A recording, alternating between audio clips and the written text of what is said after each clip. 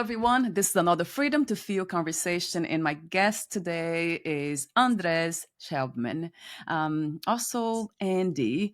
I like the name Andy, but for some reason, Andres called my attention. So you are a comedian, actor, writer, travel host, the author of Captains Wanted, a novel. So will be released February 11th. There's a lot more to you. The full bio will be at the end of this podcast interview on the podcast notes. One of the things that caught my attention was the way you describe yourself on your website, Andres. You say, "I am a reflector, transmitting truth and heart truth in heart, I'm sorry, through my being and often with the absurd, pushing for a borderless, formless world without binaries. Curiosity is my fuel, collaboration is my medicine." So that, I mean, you're saying so much here with words, but the meaning of what you're saying is just profound and pure. So I guess I usually start with the question of how would you introduce yourself, but I would change it for today. For this moment, how did you come to recognize yourself as using these words, these concepts of somebody who comes from the heart, reflecting truth? I mean, it's just fascinating. I would love to hear more about that. I think, like with a lot of growth in life, it doesn't happen without its struggles. So I started, I think, a career and a trajectory that wasn't from my heart, that it was more based on fear and societal and family pressure. And I achieved all those things. But in doing so, I realized that I wasn't more fulfilled. I wasn't necessarily happier. I wasn't living in my purpose. I wasn't necessarily being as kind to others as I felt like I really wanted to be. And I just was aware that there were blind spots inside of me. And so I went on a journey to try to get to the bottom of where I could make decisions from that wasn't the place of fear and something that was external to me. And so that eventually led me to feel my emotions more and feel my heart more, and then from that place start to make decisions and recognize the difference between when something arises inside of me as it comes from more of the fear and mind place, and when it arises from me and it comes from a deeper place or my heart. Can you share a little bit more about that? I would love to know more about it in a sense of, because this is something that it feels like everyone's going through, almost all of us.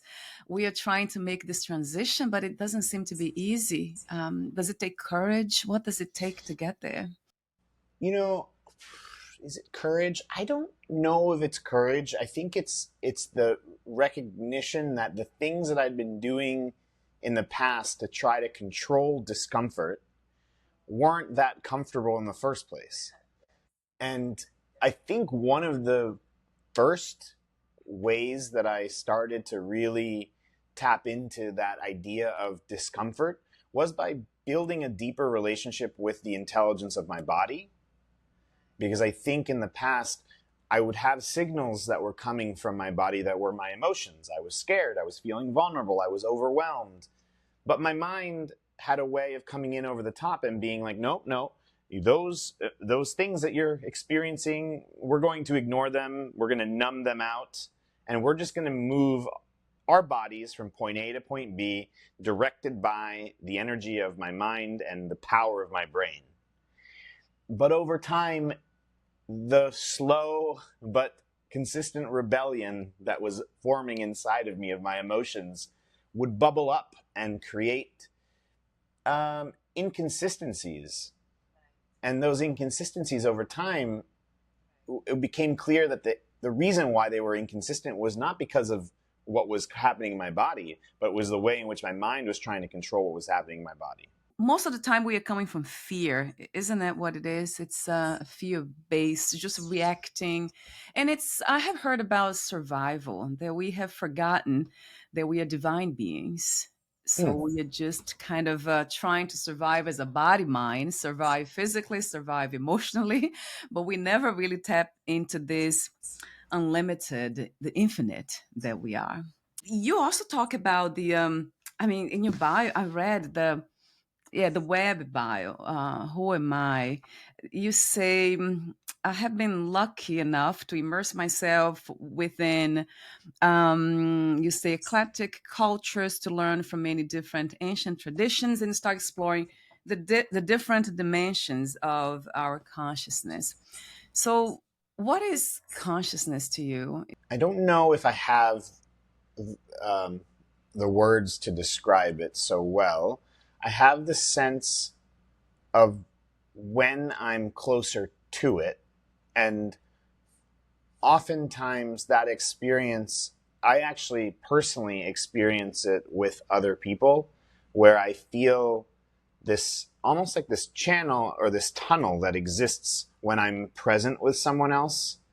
And then all of the other things that my mind or society has created to attach to point out the differences that may exist or whatever, the that level of interaction fades away, and then what exists is something in this present moment that to me feels so, it's very special, it's very like focused in a way that where nothing else exists but this. And it's in that moment that I see the other person in me and me in the other person, and there is no separation. And that to me is the moment where I feel closest to this concept or this reality or whatever consciousness is. For me, it exists in those moments of unity and where there is no separation, where we are one, and the things that have things that have come in over the top of that to remind us of the separation, they disappear. I mean, I love that. This is the topic of this episode, the keepers of human connection. That really resonated with me. And without knowing, using these, these words is exactly what life is all about, because everything is interconnected. And once you experience that, it's just so, you can't really unsee, you can't really go back, and you know that everything is sacred. How do we, I mean, I want to talk about your book, Yeah. but I could talk forever about this. Gosh, I want to mention that, yeah, your book, Captains Wanted, a novel. So what's the relationship, I'm curious to know, between, you know, the knowledge you have today of what you are and what everything is in this book? What inspired you to write a book? Yeah. I mean, I definitely have aspects of my experience inside of the book.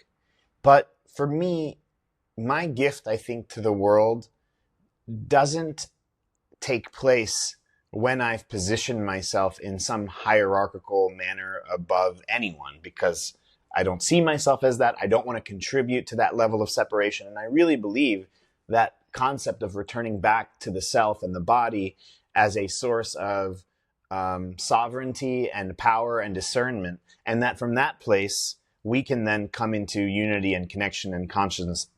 So I wanted to write a book that was a novel where the main character was the reader, where it was written in second person, and it really wasn't me, because me Andres, because I didn't want anyone to step outside of themselves when they were having the experience of reading this book. I mean, you talk about not being conventional, that usually people start books, in a certain way, nonfiction, fiction, but you're just going with the flow and just going with what is within you and what's wants to be revealed to be here. And you call that part of the book, you call, but first, the map. And then you say something that caught my attention. I highlighted here. You say, we are not operating from the heart. The heart, we are told, it's not good for business, but the heart is good for life, and it is life. And life, as it turns out, is good for everything. When you speak of the heart, is that again referencing to the pure consciousness, the divine, God, as some people understand, the soul. What is or the heart is just a physical space where we are Mm, able to process emotions and recognize God as mm. love. Yeah, I think that I think the overwhelming, omnipotent force of power in our existence is a force of balance. Um, I give a lot of respect and honoring of Mother Nature and the way that she will find balance with us, hopefully. And for us to be the purest and truest instruments of that force of balance, for me, I believe that we have to return to our purest core, the core stripped away of all those fears and all of those ways in which in society, in our culture, in our family systems, and in our ancestral trauma, we've then separated ourselves from that core. So if we were to return to that core, which, you know, I see as the heart, and I feel like I'm pretty sure that that's the word for core, for heart in other languages. When we return to our core, then that is when we are that purest form of of of consciousness, and we're fully that instrument of balance as we are meant to be in order to lead to whatever outcome we are meant to be a part of, which is some source of balance, which we may not be aware of what our role is in that balance, but I let go of what that need is, and I just know that I need to, as often as possible, come back to my heart, to my core. Do you see a difference between balance and harmony? Are they one and the same to you, or somewhat You know, different? I'm not entirely sure if I know harmony.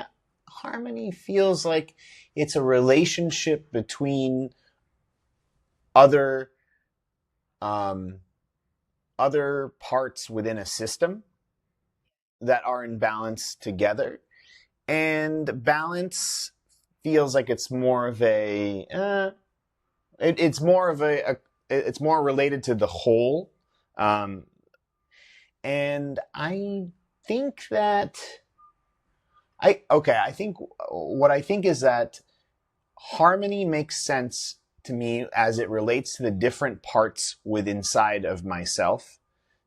So that is the relationship that exists between the different parts that are within me are seeking harmony. And as I move into harmony within myself, I then form part of the balancing act of what is greater around me. How interesting. Yeah. So I never heard it that way. So it comes to you. It sounds, I mean, this is interesting. So harmony is something that happens within. And from that, when we are able to be in alignment with everything else that's external, that would be balance, would be called that. I think so. It really just, I hadn't really thought about it so much, but I was thinking about how if harmony is relational to different parts, well, when I think of different parts, I think about how I have different parts inside of me and how I seek to bring them into harmony with each other rather than have one part take over and essentially be like the CEO in a boardroom that is the only one calling the shots. I want all of the parts that are in the boardroom to have a say and to be in relationship with each other. Do you see that as something that is realistic in our lifetime? Can this happen? Can we come into balance, harmony within, and then balance?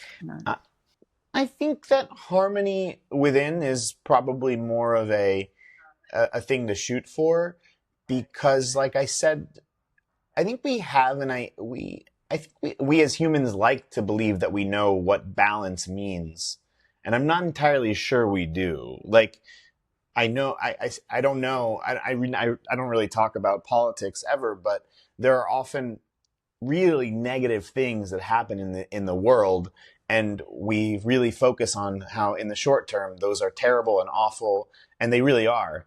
But maybe there's a way, and in a more holistic way, that they form a part of a larger balancing act that we can't fully control how that's going to shake itself out. So I don't try to really worry about what balance means, because I don't feel like I'm in control of what that means. But I can not control, but I can work on bringing myself into harmony with myself. Yes, that's one of the lessons that I have learned, and that's seems like it's a practice, an interesting practice, not to push anything away and trust that nature or life itself knows what it's doing. And it's funny that, and we are not, we just a very small part of that, but in the same at the same time, we are able to see the big picture, which is incredible, isn't it? And that goes back to this idea that we are the infinite and the finite at the same time. When you asked me about consciousness, and I or we talk I mentioned that aspect of when that experience exists, when I'm with another person, other people, where time stops and everything exists in that moment, and also simultaneously nothing exists at that same time around me, and yet everything still exists. So it's a real play with how time and presence are really essentially a in some sort of relationship with each other. Um, and and I think that presence is somewhat of a key with understanding a little bit of this finite and infinite. What do you love most about being a human, about this experience called life, being here? What is that? What is your sun? I usually talk about, I think about plants as a metaphor, that they all like lean towards the sun, for life, for purpose, for be what they are. So what do you lean towards to these days? What's your sun? Aliveness, which is interesting that you're asking about this very thing. Yeah, I lean towards aliveness, like what feels alive inside of me. Those and surprise and wonder and synchronicity, spontaneity, like these emotions that bring this level of activation, pleasurable activation inside of me. I just know to follow that. And I obviously there's a difference between pleasurable activation inside of me and compulsion, which I think is like an important distinction, because I know what compulsion feels like too. But there is something that feels like it's from my higher self, which is this really joy-filled experience that is being human. And when I have those opportunities to feel that joy, and it can happen in a conversation with an Uber driver, it can happen in a walk underneath a tree, it can happen in any small moment. But when I am in presence with those moments, I feel like it is so beautiful to be human and to be alive, and I know to follow the that's like where I that's my intuition, essentially, that my sun is in those moments of aliveness. Yes, yeah, beautifully described too. That's how I feel. Yeah. Mm, I would add this devotion to the sacred. I think that's mm. when anybody talks about God, the divine, the soul, the heart, that really calls my attention. It brings me is the activation that you speak of. Then it seems like something in me becomes fully alive. Can I ask you what it means to be devoted to the sacred? Yeah, it's very simple. It's just bringing into every conversation we have with a neighbor, with anybody, we just kind of asking simple questions. What is God to you? Like, do you often think about the divine? Are you divine? What is to be divine? What are we doing here? What's the purpose of this journey? Mm, Like these type of conversations. But then not just that. Of course, when I watch movies, that it's about the topic. It's around there. When I read books, anything that has to do with bringing the presence of divinity within the human experience, that mm, something happens. So, and that's how I know that this is the body mind here, that this is what it's meant to do here. It's great. Yeah, it's interesting. I think, yeah, I think I still find the divine in a lot of the human though experience. Meaning the fact that we have been given these pleasure centers, food, touch, community, all of these things. It's like for me, I think I happen to be really someone who lives in like, I wasn't meant to be a Buddhist monk. I think I'm someone who does live amongst the people, and I really enjoy those experiences. And you're right, they have the capacity to distract us for sure.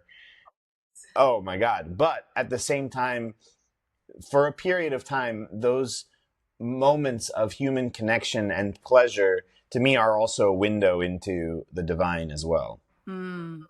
Yes, Andres. Yeah, everything is happening within the divine, so there's nothing that's separate, and we know that. Yeah. It's the interesting thing is that awareness is not really awareness is not experience. And I think that's what we get a little bit, Mm. we confuse. We have experiences and then we get very attached to them, and we believe that that is where I find sacredness or the divine, even with the, being a monk or the rituals and the meditation, all that stuff.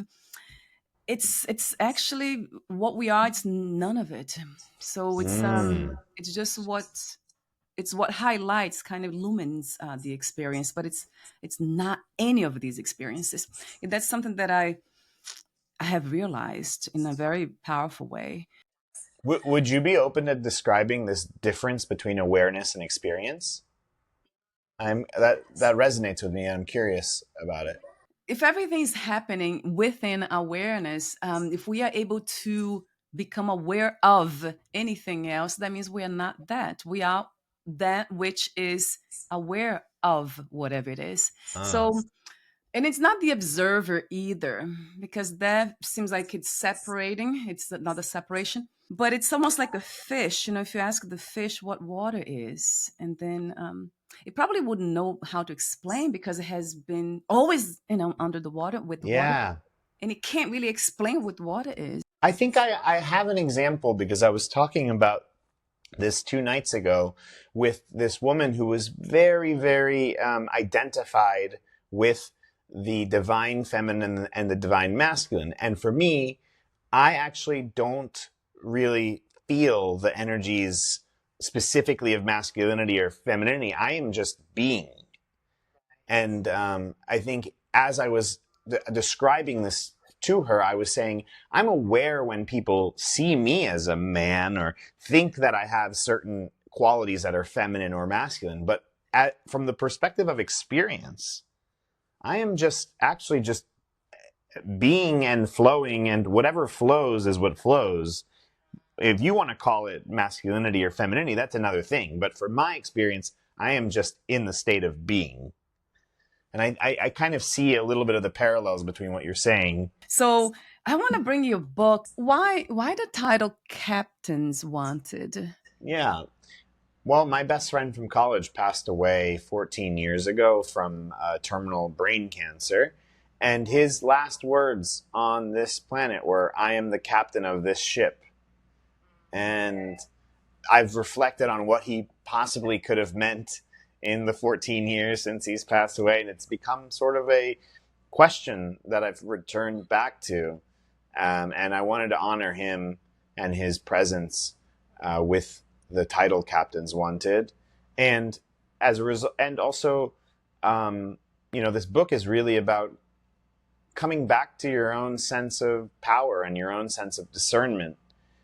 And so it begs the question, how can you be your own captain? And I mentioned courage before, so it seems like it feels like it takes courage from that level of the mind as a personality, to to drop all the masks and kind of have the strength to be you and just say, you know what, I'll be me from now on. Yeah. I think it is scary, and it takes courage to be in truth with your own fear. And that's a really hard thing to do and be, because it's highly uncomfortable, and we have created many layers of defense mechanisms to make it so that we don't feel those. We try not to feel those fears, but to become in truth with them, while it has short-term levels of discomfort, you realize how quickly these emotions kind of move through us when we don't have an attachment to them, or when we don't look to numb them consistently, and therefore are in relationship with them even though we pretend not to be in relationship with them. And for me, the universe or spirit or whatever has come and really communicated quite directly in moments where I haven't been in relationship with my emotions and my fears, and has basically said, hey, things are going to get progressively worse for you if you don't start listening. And so really the courage, it was courage, but it was also like, there were some pretty clear signs coming at me being like, hey, you should be listening.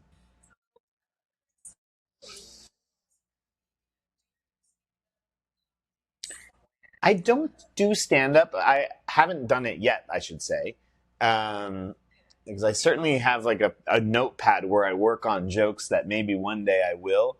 But I think that humor is a really big part of my life, and the way that I can relate to people and connect. And it is also the way in which I think, if we're going to challenge different power structures and return to our own self, like, humor is a great way to be subversive, and I love that. I love the way in which sacred clowns in different indigenous cultures and have sort of arisen to show truth through the absurd. And I see myself a bit as a sacred clown. Ah, wow. That would be amazing to bring this into these modern societies, right? Or this, Mm-hmm. yeah, I haven't seen it yet. That would be incredible. Although comedians, they come across to me as very sacred too, in the sense of truth. They're always, Right. right, talking a lot about themselves and really letting everything out of their chests in a very courageous way. That word comes back again. I think the other thing that I like about comedy is that we often label things that are awful in our lives as being bad and awful and terrible, and they really are. But I think sometimes we stay too much in that darkness, and there can be a way to look at almost everything with some amount of humor. Um, and I think it's important to not bury oneself in only the darkness of a difficult situation. Yeah. What makes us do that? Kind of focus so much on negativity and darkness. Hmm. I know for me, it was a place where I found a lot of meaning for myself, and a lot of, um, honestly, I think that when I would focus on the negativity, I was also not wanting to take responsibility for my own life in a way. And so the focus on the negativity, it allowed me to bury myself in the darkness and feel the overwhelming power of that darkness. And therefore, I wouldn't need to actually step into my own power, because it was going to in my mind, it was like the darkness was so overwhelming. Why would I mount a response to it if I was just going to lose? And so it gave me a degree of pleasure in a way, because I didn't have to face my own self. Yeah. So they're afraid of their own power, and that's easier for them to just find that excuse, right? That fear is more powerful than I am. You know what allowed me to step out of that one? It actually was in a situation where I was being not a great person to someone else. And rather than me going into my own shame cycle of, you're a terrible person, you're awful, you don't deserve to be here, this person gave me a lot of grace and love in that moment. And it was in that grace that I then was able to extend it to myself, and then say, you know what? I don't actually want to be like this. This is not who I am. And so then then I returned I activated that negative energy and I turned it into some positive energy for myself. Doesn't matter what we go through, we never lose track of the light, and we always bring that light, into anything that we do, all relationships, regardless. On your website, you have who I am. You say, as part of this journey, it has come to my attention that it is very important that I tell you that I will eat your leftovers. And if you invite me into your house, I might use your hair products. Yeah, That that's got me funny. laughing for you have I was laughing for about 10 minutes in this one. I'm like, oh my God, he's so silly. That's great. Well, you know what's funny is I thought about um, something in my life that is so ridiculous, but that I do consistently, and I do it in hiding. And I literally, when people invite me to stay at their house, they say, make yourself at home. And I'm like, okay. And then my mind goes immediately to, I'm going to the refrigerator and I'm going to use the hair products. And I'm going to love it. And that's what I take making myself at home means. But I really do it. But I do it in hiding. So now I'm like, you know what? I'm just going to let people know that But I'm doing that. Oh my God, Andres, you're funny. You see, and it's funny because it's true. There's something about truth that will set us free, and there's something about laughter, right? Yeah. It's the perfume of freedom. You Mm. feel like I feel liberated right now. Um, yeah, so there's something very sacred about comedy. So thank you Hmm. for bringing this, this light of comedy into your work too. But I know you have done a lot of businesses, and I had the question for you about success. How would you define success these days? What is that which we call success? Hmm. Well, after achieving all of the quote unquote success metrics, I was one of the first 30 Airbnb employees. I have a Harvard degree. I was on the floor of the New York Stock Exchange with another company. I reached the pinnacle of capitalist corporate success and realized that I wasn't that fulfilled or excited and about life. And I think that success really is now about waking up every day excited to put my truth out into the world and to feel alive as often as possible. Because when I'm following what is alive inside of me, I know that will resonate with myself and with others, and then I can be that instrument of balance in the world. And so I just try to attune to that as much as possible.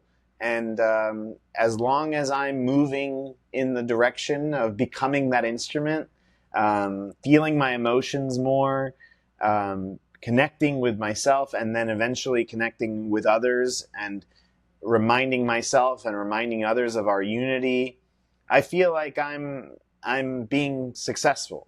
Yeah, that's what it feels to me. Anyone that I meet that they're just being themselves, they are not ashamed, they're not trying, they're just kind of flowing with whatever it is exactly how I am. A lot of times I'm like reading these things, the bio in the beginning, I make a lot of mistakes and then I just move on. Like, Yeah, it's okay. yeah. So there's no script for life, right? It seems like we are all these rules that we Mm. impose, it just doesn't get us anywhere. So thank you so much again for the inspiration, for being you, and yeah, for passing that on, this fragrance to us. It Mm. definitely touched me in a very powerful way. Boy, not just the laughter, but just everything. I love your website. So it's very simple, and the way you really kind of you emphasize what is sacred to you, what is meaningful to you. So it's very clear. I love clarity. So I love your website, I have to Mm. say. Thank So you. your website is schabelman.com. It will be clickable, so you don't have to try to spell his last name here. But you're also on YouTube, TikTok, and Instagram. So Instagram, I went on your website, I tried to click in there, and I couldn't find the link. Oh, Can you send that to me, please? yeah, it's just Schabelmania. I add IA at the end of, but it's possible I didn't update my website.